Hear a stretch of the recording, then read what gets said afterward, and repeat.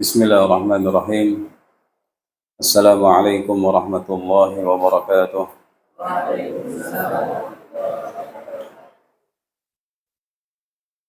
الحمد لله رب العالمين، والصلاة والسلام على أشرف المرسلين نبينا محمد وعلى آله وصحبه أجمعين. أما بعد،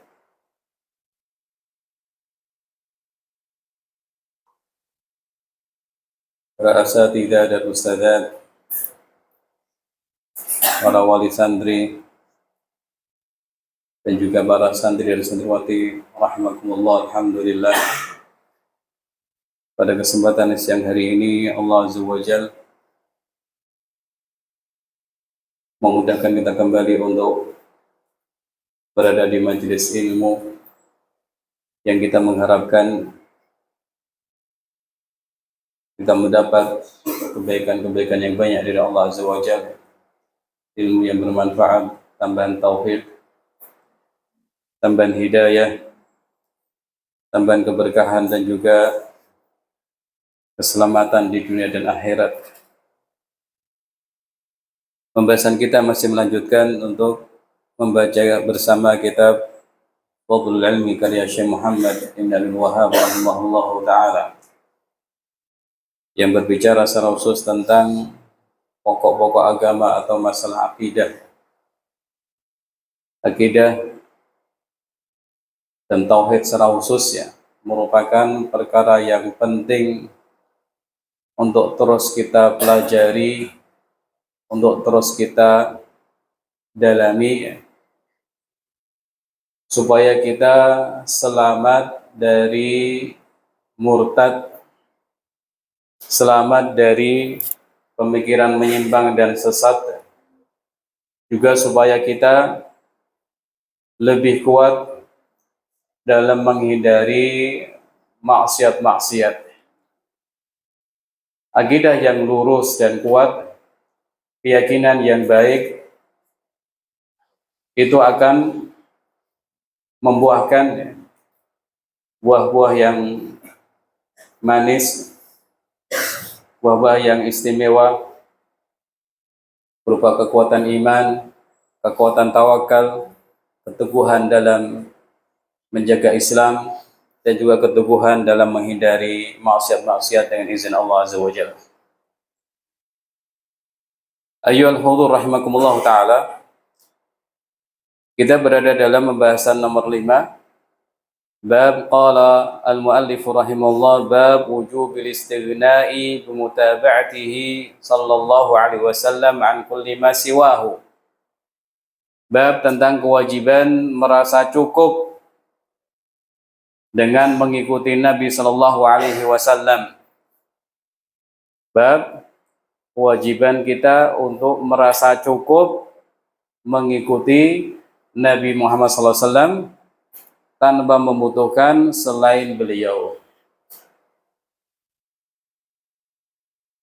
Ikhwani wa akhwati fillah rahimakumullah ta'ala, kitab yang ringkas ini tapi penting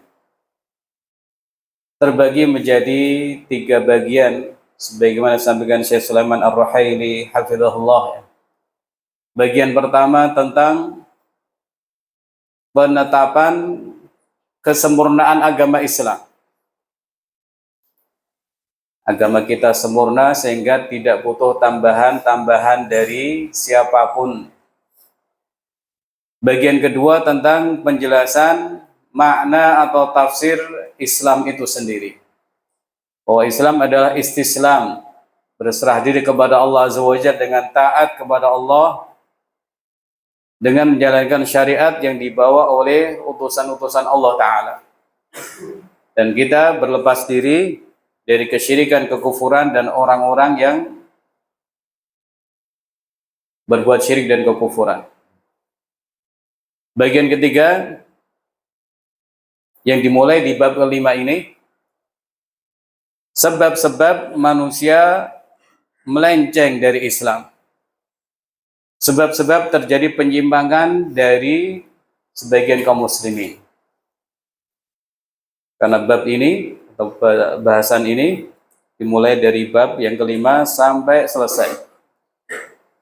Jadi penulis rahimahullah ta'ala ingin menyampaikan kepada para pembaca dan kaum muslimin bahwa terjadinya kekeliruan, penyimpangan, kesalahan dalam beragama Islam itu sebabnya adalah karena tidak merasa cukup dengan pedoman-pedoman yang ada dalam agama Islam, yang sumbernya dari Al-Quran dan Sunnah. Kalau orang ingin berislam tapi tidak berpedoman dengan Quran dan Sunnah, maka otomatis akan menyimpang. Kita kaum muslimin ya, sudah mendapatkan karunia besar dari Allah Subhanahu wa taala berupa wahyu yang abadi, yang wahyu yang dijaga oleh Allah Subhanahu wa taala dari tambahan dan pengurangan. Al-Quran Allah jaga langsung. Demikian juga hadis-hadis Nabi SAW.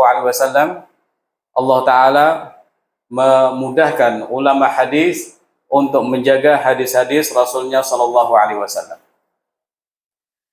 Nah, ketika orang itu mencari kebenaran, mencari kebaikan di luar agama Islam, di luar dari Al-Quran dan Sunnah, maka risikonya adalah akan ada kekeliruan dan kerusakan.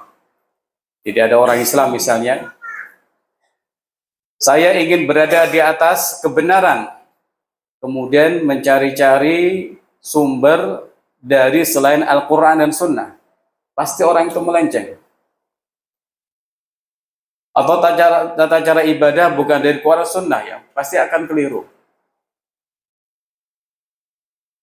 Nah, sebagian orang, Bapak Ibu dan Saudara rahimakumullah ta'ala, memiliki pedoman-pedoman tersendiri dalam beragama. Sebagian mendewakan akalnya, tidak mau mengikuti wahyu, lebih mengedepankan akalnya daripada naql, daripada Al-Quran Sunnah. Atau sebagian berpedoman dengan mimpi, atau dengan perasaan, atau dengan produk-produk dari orang-orang filsafat, apalagi dalam masalah akidah. Tentu ini jelas melenceng.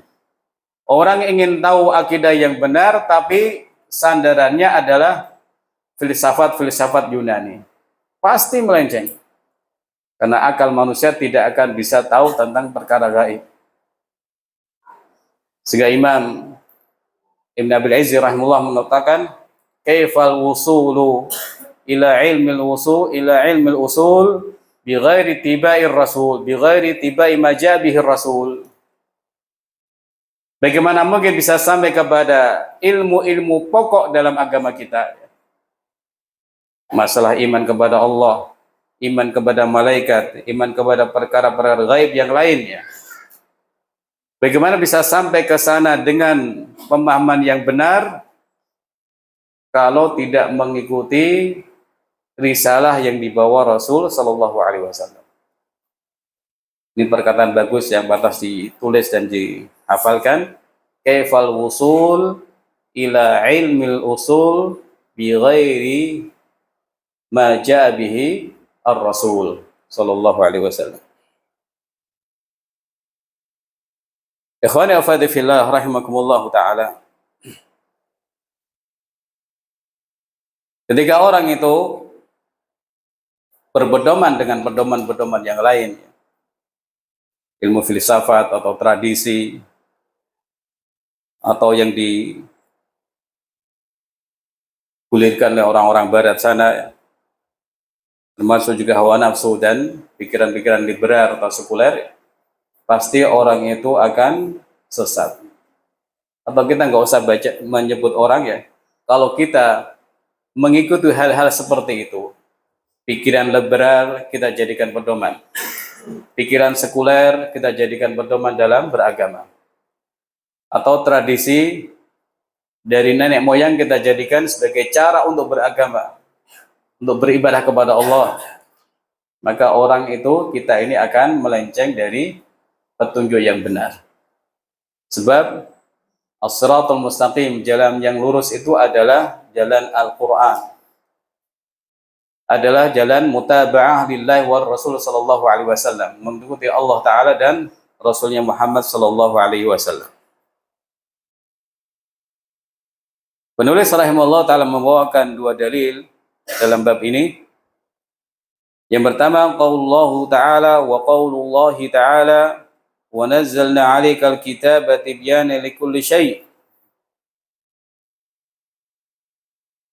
Dan kami, kata Allah Azza wa Jalla, telah menurunkan Al-Qur'an sebagai penjelas untuk segala sesuatu.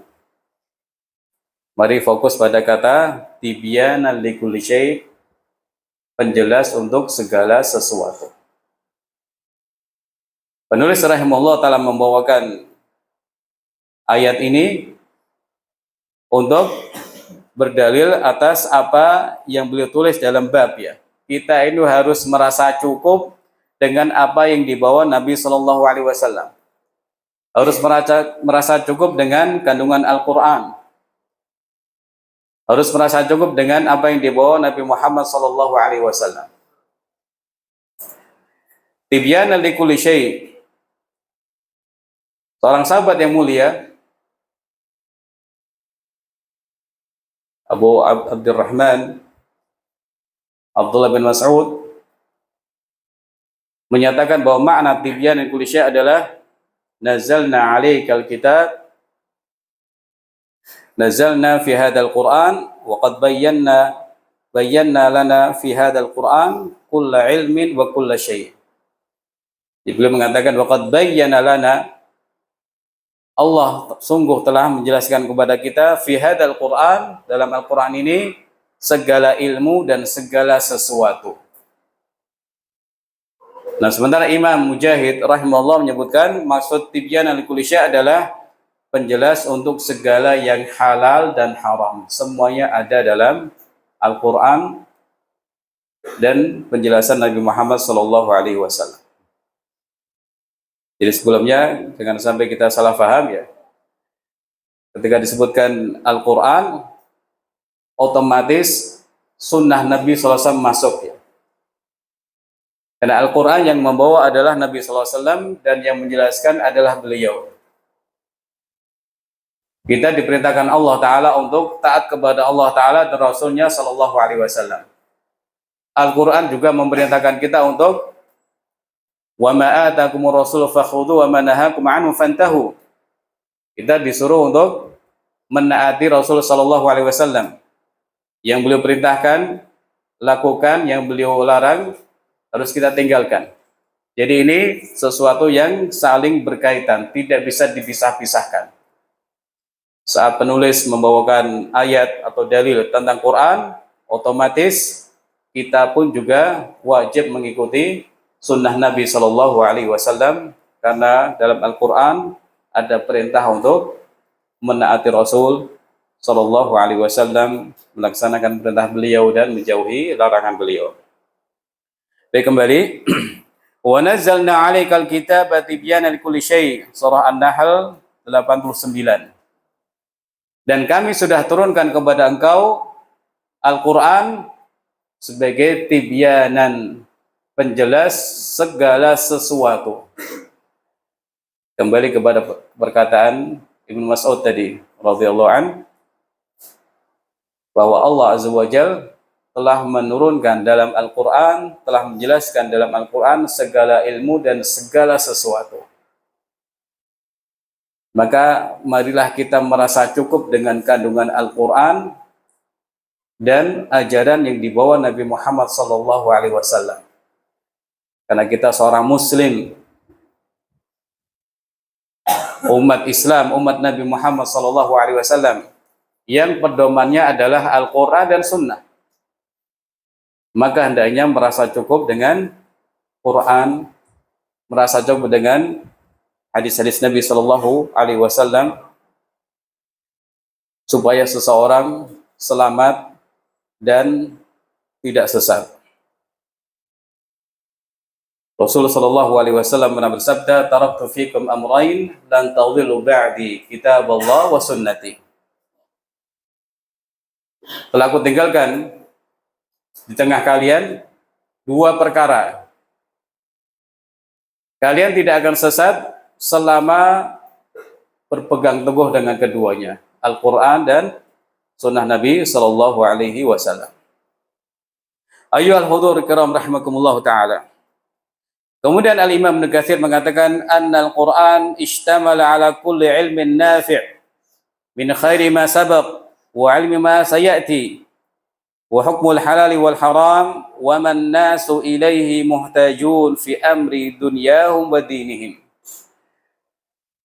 Al-Imam Ibnu Katsir mengatakan bahwa Quran itu berisi setiap ilmu yang bermanfaat, memuat setiap ilmu yang bermanfaat,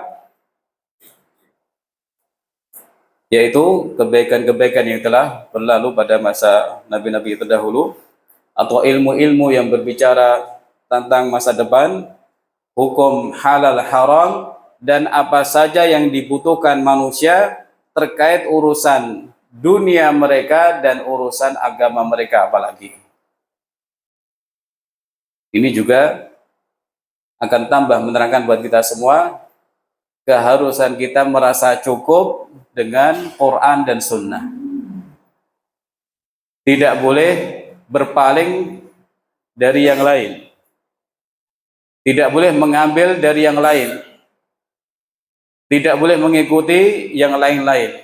Ikutilah Quran dan Sunnah Nabi Sallallahu Alaihi Wasallam. Ayyuhal hudur rahimakumullah ta'ala. Tentunya kalau kita mencari ilmu tentang akidah, maka sumbernya pasti Quran dan Sunnah. Kalau kita ingin mencari tahu tentang tata cara ibadah kepada Allah Azza wa Jalla, maka jawabannya Al-Quran dan Sunnah.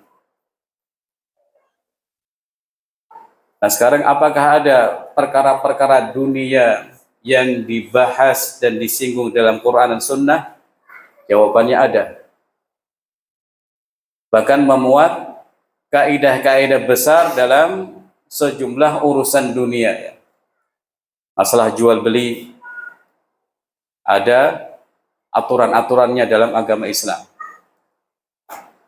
Ada larangan-larangan yang harus dihindari oleh orang-orang yang berbisnis. Jual beli itu urusan dunia atau agama? Urusan dunia. Urusan utang piutang dibahas dalam Al-Quranul Karim. Demikian juga pedoman supaya orang itu sehat juga dibahas dalam Al-Quran. Syekh Abdurrahman Nasir Sa'di rahimahullah dalam kitab beliau Al-Qawaidul Hisan, beliau sampaikan bahwa Al-Quran mencakup atau sudah berbicara tentang 3 prinsip kesehatan. Yang pertama, mengkonsumsi sesuatu yang bermanfaat. Menjaga kesehatan dengan mengkonsumsi hal-hal yang bermanfaat. Makan, minum, ya. Kemudian mungkin minum vitamin, melakukan hal-hal yang menguatkan badan, ya. Kemudian melindungi diri dari hal-hal yang membahayakan, menjauhi hal-hal yang membahayakan. Yang ketiga, menolak hal-hal yang akan membahayakan. Ini 3 prinsip kesehatan yang akan membuat orang itu terjaga kesehatannya bi'idznillah azza wa jalla. Ada juga tata cara pergaulan, bahwa kita ini hidup dalam masyarakat tidak bisa sendiri. Pasti akan berjumpa dengan orang, pasti akan butuh dengan orang. Apa kaidah yang disampaikan Al-Quran? Allah berfirman, khudil afwa wa'mur bil urfi wa'arid 'anil jahilin. Khudil afwa, maafkan. Karena orang yang kita ajak bergaul mungkin keliru. Atau orang yang kita ajak bergaul itu punya kekurangan, maka terimalah apa adanya.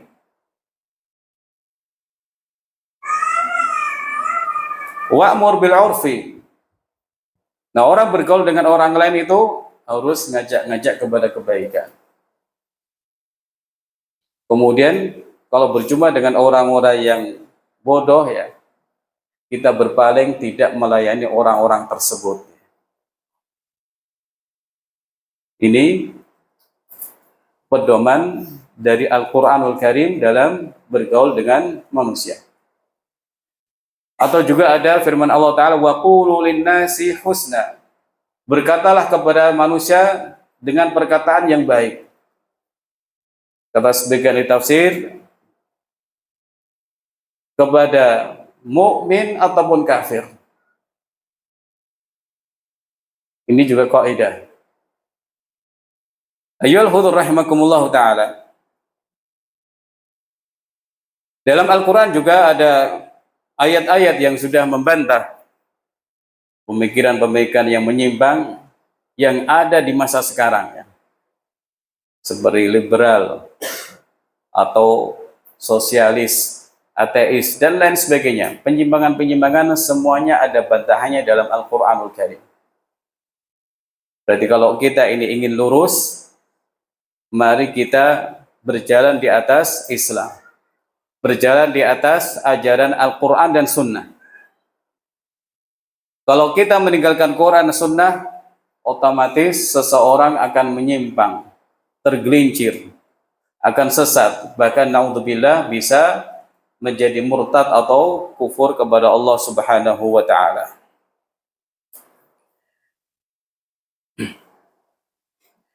Dalil kedua yang dibawakan oleh muallif atau penulis adalah hadis dari Umar bin Khattab radhiyallahu taala anhu yang diriwayatkan oleh Ahmad dan yang lain-lain dan dinilai oleh Syalbani sebagai hadis yang hasan, bahwa Nabi sallallahu alaihi wasallam annahu ra'a fi yadi Umar bin Al-Khattab waraqatan min at-Taurah. Bahwa Nabi sallallahu alaihi wasallam melihat di tangan Umar bin Khattab satu lembar dari kitab Taurat. Faqal amutahawwikuna ya ibn al-Khattab.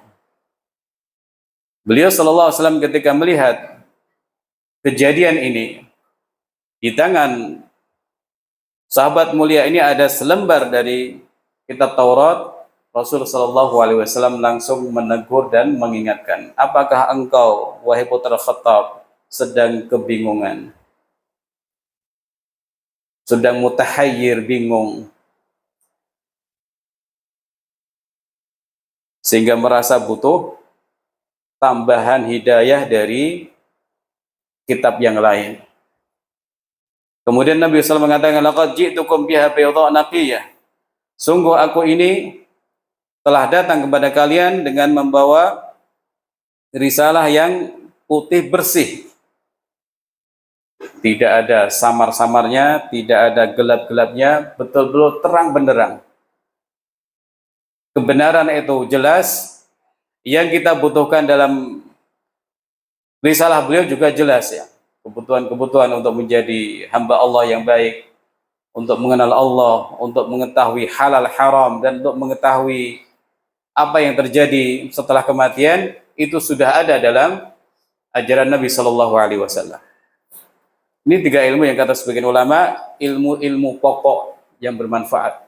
Ilmu tentang Allah, ilmu tentang halal haram, dan ilmu tentang apa yang akan terjadi pada diri kita setelah kematian. Nah, tiga hal ini tidak mungkin kita ketahui kecuali melalui wahyu dari Allah Azza wa Jalla. Tidak bisa kita ketahui kecuali melalui Quran dan Sunnah yang dibawa oleh Nabi kita Muhammad Sallallahu Alaihi Wasallam.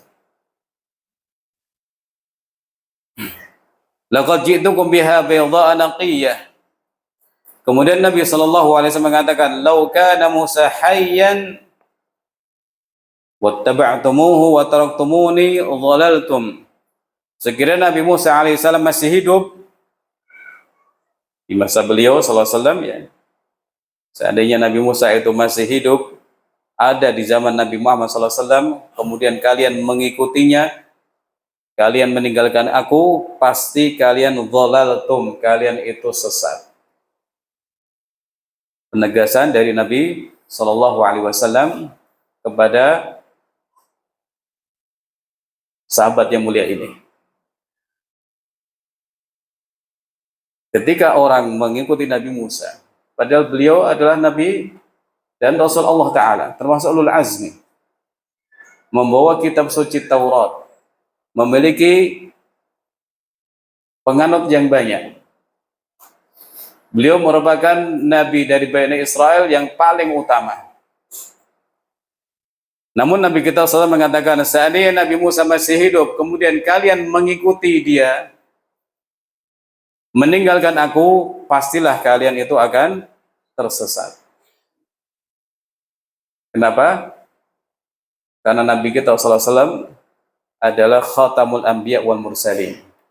Beliau adalah penutup para nabi dan rasul. Beliaulah yang wajib kita taati. Yang wajib kita taati perintah dan larangannya. Yang wajib kita teladani. Kita wajib mengimani Nabi Musa sebagai Nabi dan Rasul, menghormati beliau. Tapi umat Muhammad SAW kewajibannya adalah menaati Rasulullah Muhammad bin Abdullah alaihissalam. Bukan Nabi yang lain, bukan Rasul yang lain. Karena itu yang wajib ditaati dan diamalkan adalah risalah yang dibawa beliau. Kitab suci yang dibawa Nabi Muhammad SAW. Petunjuk yang dibawa Nabi Muhammad SAW, bukan petunjuk nabi-nabi sebelumnya, bukan kitab suci sebelumnya, walaupun itu juga dari Allah Azza wa Jalla. Ini alasan pertama ya.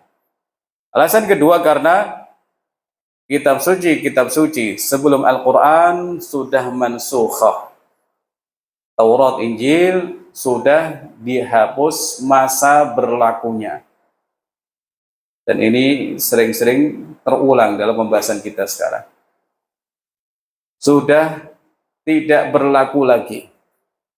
Yang berlaku adalah syariat Nabi Muhammad SAW yang harus diikuti dan ditaati oleh seluruh manusia. Sejak beliau diangkat sebagai Nabi dan Rasul di Mekah sampai akhir zaman.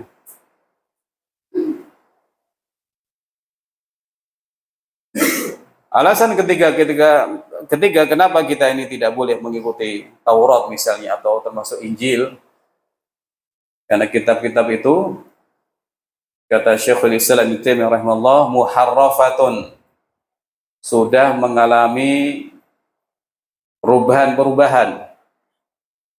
Ada tambahan, ada pengurangan, ada perubahan-perubahan, perubahan lafadznya dan juga perubahan tafsirannya. Lafadznya ada yang ditambah-tambah, ada yang dirubah-rubah, dan pemahamannya pun juga diselewengkan. Nah, ini tiga alasan kenapa kita tidak mengikuti nabi-nabi terdahulu, tidak mengikuti kitab-kitab suci terlebih di zaman dahulu. Wa fi riwayatin, law kana Musa hayyan ma wasi'ahu illa ittiba'i. Dalam riwayat yang lain, Nabi SAW bersabda, sekiranya Nabi Musa masih hidup, ma wasi'ahu, tidak ada kelapangan bagi beliau kecuali mengikuti aku saja. Tidak ada pilihan bagi beliau kecuali mengikuti aku saja.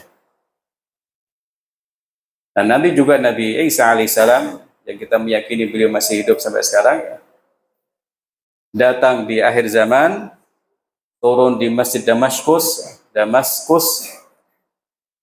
di masjid sana, kemudian mengamalkan syariat Nabi Muhammad SAW. Salat di belakang umatnya Nabi Muhammad SAW, Imam Mahdi. Nah, faqala Umar, raditu billahi rabban wa bil islami dinan wa bi Muhammadin nabiyya. Kemudian sahabat yang mulia ini merespon dengan respon yang luar biasa, reaksi yang sangat-sangat positif sekali. Langsung menerima teguran Nabi Shallallahu Alaihi Wasallam, langsung menunjukkan kepasrahan dan kebulatan tekad untuk menerima ajaran Nabi Shallallahu Alaihi Wasallam dan mengatakan raditu billahi rabba, aku ridha Allah sebagai Rabbku dan ridha Islam sebagai agamaku dan Nabi Muhammad Shallallahu Alaihi Wasallam sebagai Nabi dan Rasulku. Ayyuhal hudur rahimakumullahu ta'ala. Mari kita lihat keterangan Syekh Shalih Al-Fauzan hafizahullah dalam syarahnya ini. Beliau mengatakan, sekiranya Nabi Musa masih hidup dan kalian mengikutinya, walaupun Nabi Musa itu adalah utusan Allah dan orang yang pernah diajak bicara Allah Ta'ala, lakin fatratuhu intahat, masa kenabian beliau sudah selesai. Falau taba'tumuhu ba'da ba'tsati Muhammad sallallahu alaihi wasallam la dhalaltum. Sekiranya kalian mengikuti beliau setelah Nabi Muhammad sallallahu alaihi wasallam diangkat sebagai Nabi Rasul, la dhalaltum, pasti kalian itu sesat. Subhanallah, maksudnya Allah, yadhilluna wa hum muttabi'una rasulan. Naam, kata Syekh Shalih Fauzan. Apakah mereka itu pantas sesat padahal mengikuti seorang rasul? Jadi ingat kembali apa yang sedang disampaikan Syekh Shalih Fauzan. Kalau umat Islam mengikuti Nabi SAW atau para sahabat mengikuti Nabi Musa seandainya beliau ada, dengan meninggalkan Nabi Muhammad SAW, kok bisa-bisanya orang yang mengikuti itu kok sesat? Gimana ini ya? Padahal mengikuti Rasul, padahal mengikuti sama-sama Nabi dan Rasul. Kata Syekh Shalih Fauzan, na'am, iya, orang akan sesat walaupun mengikuti seorang Rasul, li'anna hadzal rasula qad intahat fatratuhu, sebab Rasul tersebut masa baktinya dalam tanda kutip sudah selesai. Sudah diganti dengan Rasul yang baru. Waja'at fatratu rasulin akhar wa huwa Muhammadun sallallahu alaihi wasallam. Dan telah datang masa bakti Rasul yang lain, yaitu Nabi Muhammad sallallahu alaihi wasallam. Jadi mari kita bayangkan, orang mengikuti Rasul zaman dahulu, orang sekarang mengikuti Rasul zaman dahulu ternyata sesat. Apalagi kalau bukan mengikuti Rasul dalam beragama. Apalagi mengikuti hawa nafsu. Apalagi mengikuti wangsit, mengikuti ilham, mengikuti mimpi, mengikuti apalagi prasasti dan lain-lain. Kita punya Quran, sunnah yang dijamin kebenarannya oleh Allah Subhanahu wa taala, yang dijaga oleh Allah Subhanahu wa taala. Kemudian Syekh Shalih Fauzan mengatakan, wal insanu yaduru ma'amrillahi azza wa jalla haitsu kana. Manusia itu seharusnya berjalan bersama perintah Allah azza wa jalla dimanapun dia berada. Di masa dahulu ngikuti nabinya. Di masa sekarang ya harus mengikuti nabi yang Allah Ta'ala utus bagi umat akhir zaman. Itulah kewajiban seorang hamba, mengikuti, berjalan, mengikuti perintah Allah Subhanahu wa Ta'ala dimanapun dia berada. Dan dahulu sudah ada sejumlah ya, tokoh-tokoh agama Nasrani atau Yahudi yang sudah memeluk agama Islam, seperti Abdullah bin Salam radhiyallahu anhu, anak dari tokoh agama orang Yahudi, masuk Islam dan berkomentar bahwa wajah Nabi Muhammad SAW itu bukan wajah seorang pendusta. Kemudian ia bertanya kepada Nabi SAW dengan 3 pertanyaan yang hanya bisa dijawab oleh seorang Nabi, dan jawabannya benar, lalu masuk Islam. Atau juga seorang sahabat yang disebut-sebut dalam tulisan-tulisan sebagai pencari hidayah sejati. Siapa itu? Salman Al-Farisi radhiyallahu anhu. Dulu sangat berbakti kepada orang tuanya sampai menjaga Tuhannya. Tuhannya siapa? Api. Karena beliau seorang Majusi dahulu. Kemudian kenal dengan Nasrani. Takjub dengan ajaran Nasrani. Sempat tertipu dengan tokoh agama Nasrani yang mementingkan diri sendiri. Lalu berjumpa dengan tokoh-tokoh agama Nasrani yang lurus, dan terakhir beliau dipesani gurunya bahwa orang yang lurus seperti saya sudah tidak ada. Nah, pertemuan-pertemuan dengan guru-gurunya ini di tempat-tempat yang jauh ya, bukan di satu tempat. Dan beliau berasal dari Iran ya, dari Persia. Kemudian ketika dia suka dengan agama Nasrani harus pindah ke Syam. Kemudian guru pertama meninggal, pindah ke daerah Irak, pindah ke Turki beberapa tempat. Jadi betul-betul berpetualang dengan menempuh jarak yang jauh sekali demi mencari kebenaran yang hakiki. Dan terakhir, gurunya mengatakan bahwa orang seperti saya sudah tidak ada, tapi kedatangan Rasul akhir zaman sudah dekat. Ada di daerah yang banyak pohon kormanya. Maka setelah gurunya meninggal, dia berusaha mencari tahu. Akhirnya mau menuju kota Madinah, tapi ditipu oleh seseorang, akhirnya dijual sebagai budak belian. Antum bayangkan, dalam rangka mencari kebenaran harus terhina menjadi budak belian, padahal dia seorang yang merdeka. Nikah cerita kemudian dijual kepada orang Madinah, bekerja sebagai pembantu yang tidak dibayar tentunya, dan akhirnya mendengar kedatangan Nabi Muhammad SAW yang ada di Kuba ya, dan seterusnya. Ikhwani wa akhwati fillah rahimakumullah taala. Juga ada tokoh agama dari agama Nasrani, Adi bin Hatim, masuk Islam.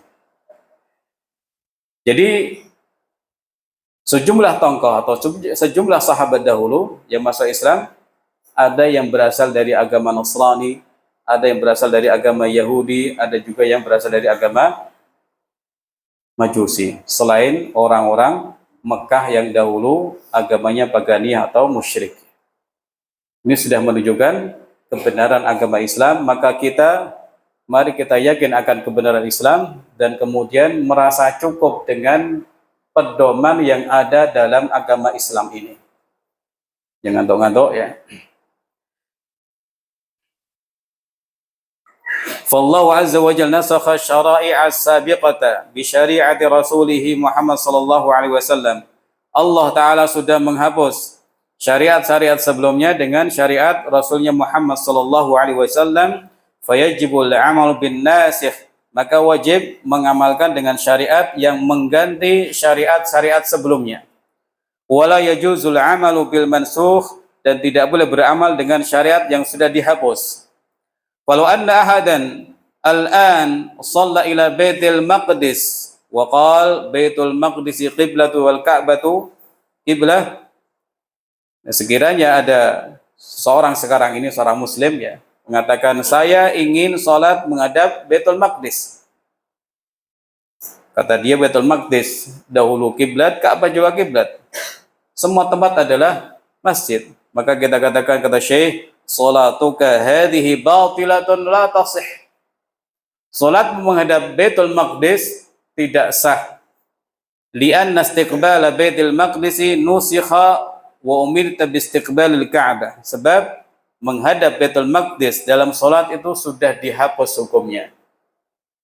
Dahulu Rasulullah sallallahu alaihi wasallam ya, dan para sahabat pernah salat menghadap Baitul Maqdis selama kurang lebih 16 bulan.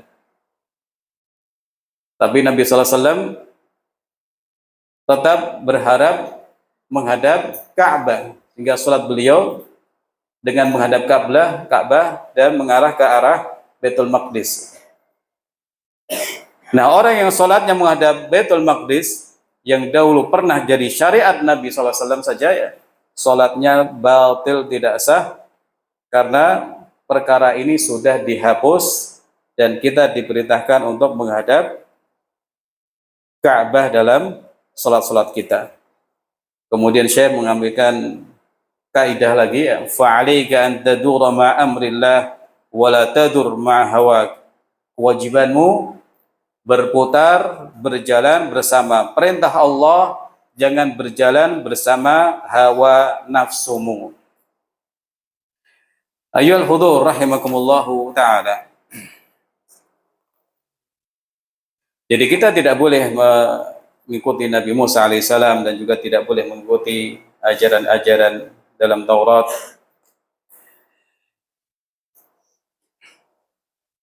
Nah, ulama kemudian menyampaikan terkait membaca Taurat atau Injil, ada yang melarang secara mutlak. Kita tidak boleh melihat atau membaca-baca Injil ataupun Taurat ya, karena alasan tadi ya, sudah mansukh, sudah dihapus pemberlakuannya dan juga mengalami tahrif.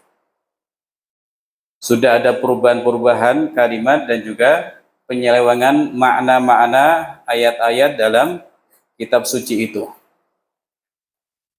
Nah, bagaimana hukumnya kalau kita membaca? Tidak boleh menurut pendapat pertama. Yang kedua, boleh bagi orang yang punya ilmu, bagi ulama yang niatnya adalah ingin menyampaikan kelemahan-kelemahan atau kekeliruan-kekeliruan yang ada dalam kitab-kitab tersebut. Oke, kita bisa melihat adanya kitab-kitab karya para ulama yang mengkritisi Injil ataupun Taurat ya. Seperti Hidayatul Hayara karya Imam Ibnu Qayyim rahimahullah taala, atau kitab-kitab yang lain yang berbicara tentang kekeliruan-kekeliruan dalam kitab-kitab tersebut. Ayyuhal hudur rahimakumullah taala. Jadi boleh membaca kitab-kitab Taurat Injil bagi orang yang alim dan punya tujuan untuk membongkar kekurangan-kekurangan atau kekeliruannya. Dan ini sudah dilakukan oleh para ulama Islam. Nah, Syekh Sulaiman Ruhaili menyampaikan, kalau orang ini melihat kitab Taurat dalam rangka untuk mencari kebenaran, maka jelas haram. Tidak boleh ya. Karena kebenaran ada dalam Al-Quran. Kebaikan ada dalam Al-Quran. Kalau orang hanya ingin melihat-lihat saja, juga itu tidak penting. Kita lebih butuh untuk melihat Al-Quran, merenungi Al-Quran dan memahami Al-Quranul Karim, termasuk juga hadis-hadis Nabi Sallallahu Alaihi Wasallam, supaya ilmu kita bertambah tentang Allah Azza wa Jalla, tentang hal-hal yang dihalalkan dan diharamkan, serta tentang persiapan yang harus kita lakukan menghadapi kematian. Ayyuhal hudur rahimakumullahu ta'ala. Kembali kepada perkataan Syekh Shalih Fauzan. Beliau menerangkan tentang perkataan sahabat Umar bin Khattab, raditu billahi rabban wa bil islami dinan wa bi Muhammadin nabiyyan sallallahu alaihi wasallam. Hada wal jawab. Inilah jawaban yang seharusnya yang disampaikan orang ketika dia mendapatkan petunjuk yang benar. Annal insan idza tabayyana lahul haqqu alla yujadila fi. Jadi kewajiban seseorang apabila sudah jelas kebenaran bagi dirinya, dia tidak sepantasnya berdebat. Wala yumadil, dan juga tidak mencela-menceli atau panjang lebar. Fahada Umar bin Khattab kan yaduru ma'al haqqi. Beliau Umar bin Khattab radhiyallahu anhu berjalan bersama kebenaran. Fahuwa dhanna anna hadhil waraqah min at-Taurah fiha haqqun fa'ajabathu. Ya, beliau sempat berprasangka bahwa lembaran Taurat itu ada kebenaran yang membuat beliau takjub. Walakin lamma bayyana lahu ar-Rasul sallallahu alaihi wasallam hadzal bayan iqtana'a Akan tapi setelah Nabi SAW menjelaskan kepada beliau dengan penjelasan tadi, maka Umar bin Khattab menjadi orang yang menerima dengan puas dan lantas mengatakan, saya ridho Allah sebagai Rabbku, Islam sebagai agamaku, dan Muhammad SAW sebagai nabiku. Hadza wal wajib, inilah yang wajib. Tidak pantas untuk berdebat, tidak pantas untuk adu argumentasi atau ngeyel-ngeyel, karena apa? Sudah jelas kebenarannya. Maka ini juga menjadi pelajaran buat kita semua. Jangan sampai bawaan kita tuh ngeyel-ngeyel dan ngeyel, keras kepala, keras kepala, keras kepala. Padahal kebenaran sudah ada. Nasihat sudah disampaikan. Orang pun sudah misalnya menyampaikan, kamu ngomongnya keliru, kelirunya ini. Maka tidak pantas untuk melawan atau mendebat atau malah keras kepala. Orang seperti ini akan jauh dari kebenaran.